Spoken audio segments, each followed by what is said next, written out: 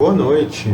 Vamos lá agora falar do próximo método de ajustamento, método dos correlatos.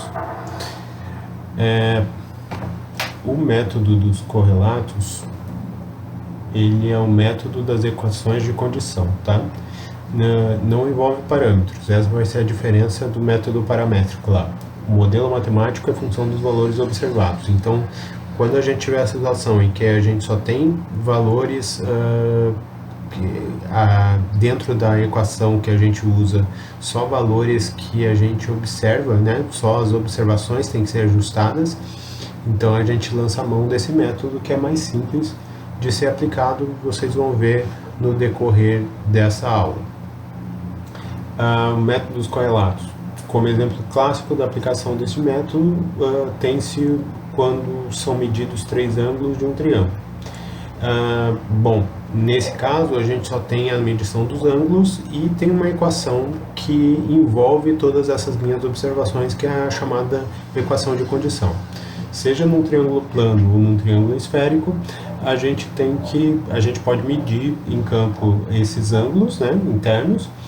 E o modelo matemático para juntar essas equações seria a equação de verificação. No caso, o somatório dos ângulos internos de um triângulo plano é 180 graus. Então, o somatório desses ângulos internos menos 180 tem que dar zero. Já no triângulo esférico, a gente tem a figura do excesso esférico, aquele epsilon, que é adicionado ao meu triângulo esférico, mas da mesma forma, ele é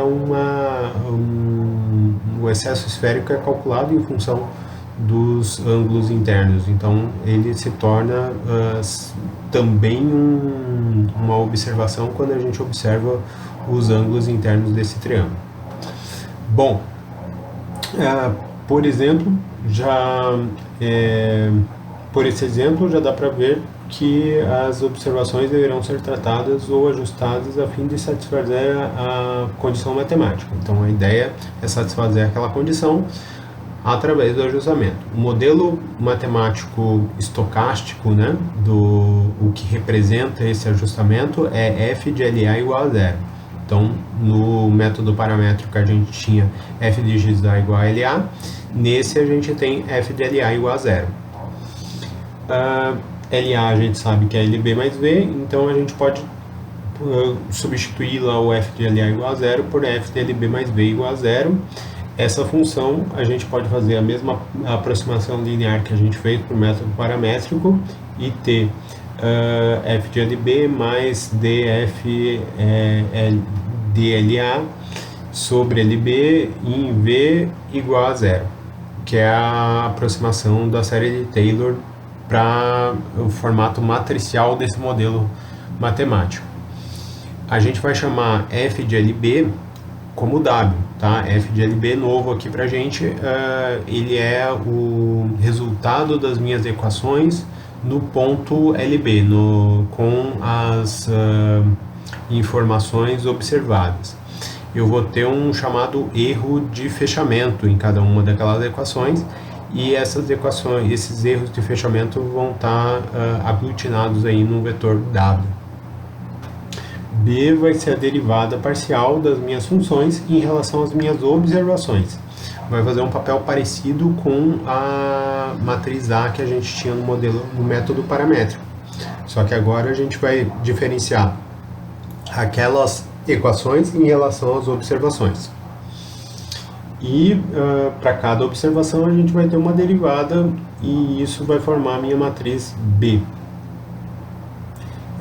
O modelo na forma matricial BV mais W vai ficar com essa cara aqui, né? Em que V é um vetor, W é um vetor, e o meu B que é uma matriz de derivadas parciais. A gente pode fazer a mesma coisa que a gente fez com o método paramétrico, encontrar o mínimo desse conjunto, só que para isso a gente vai lançar a mão de um outro vetor chamado dos multiplicadores de Lagrange. Ele serve aqui só para ser um vetor intermediário para facilitar a nossa resolução, tá? Ele é calculado em função dos valores de B e W e B e W calculados aí. Então, a gente tem duas equações derivadas que a gente pode fazer aqui, φ em relação a V em relação a K, e esse sistema de equações matriciais ele é resolvido à medida que a gente tem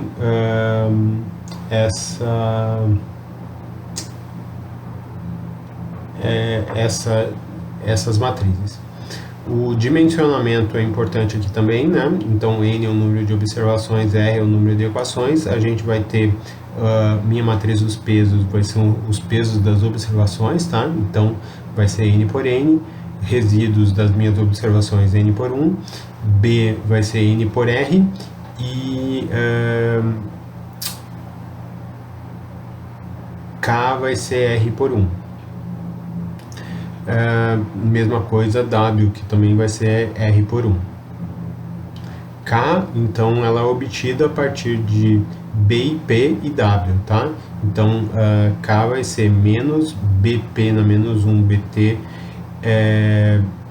isso tudo na menos 1 vezes W, e M na menos M na menos 1 vezes W vai ser o meu K, né? Se a gente chamar de M, B, P na menos 1, BT. V vai ser igual a P na menos 1, BTK. E LA vai ser o resultado do somatório de V com LB. Então, fica mais simples aqui, a gente pula alguns passos, né, nessa resolução do método dos correlatos. Bom, a gente pode calcular a covariância, né, matriz variância e covariância das minhas observações ajustadas. Vocês podem usar qualquer uma dessas três fórmulas, tá? A última seria a mais compacta, em que eu tenho a matriz identidade menos BT vezes M na menos 1, B, P na menos 1. Que seria o meu...